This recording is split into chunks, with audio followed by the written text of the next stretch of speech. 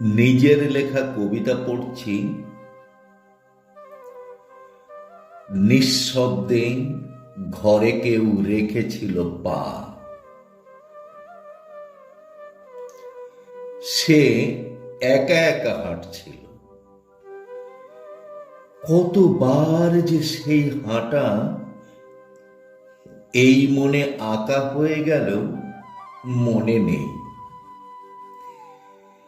একদিন সেই পথ বেয়ে আমিও উঠেছিলাম মেঘ ভাঙা কুয়াশায় জলের উঠোনে।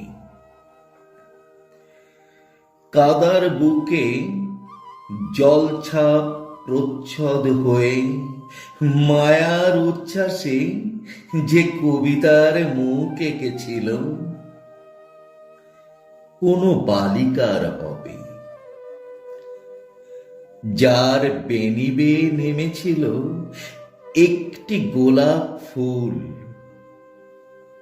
কানে ছিল বকুলের দুল, কপালে রাত্রির গল্প নিয়ে মুখর জোনাক। হাঁটায় মাদকতা ছিল। একদিন সার্থক পথ বেয়ে তার ফিরে আসা ছিল দরজার এই পারে, খাটের কিনারে। ঘা ঘেঁষে বলেছিল নিয়মিত মৌতাতে তার কাছে পায়ে পায়ে হেঁটে যাও, তার প্রশ্রয়ে।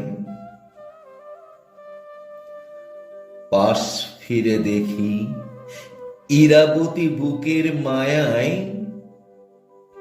কেউ রেখে গেছে বহু দূর থেকে পায়ে পায়ে হেঁটে আসা মোহনীয় ছাপ।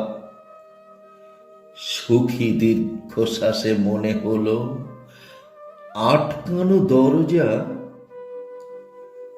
হয়তো বা খুলেছিল নিঃশব্দে, ঘরে কেউ রেখেছিল পা।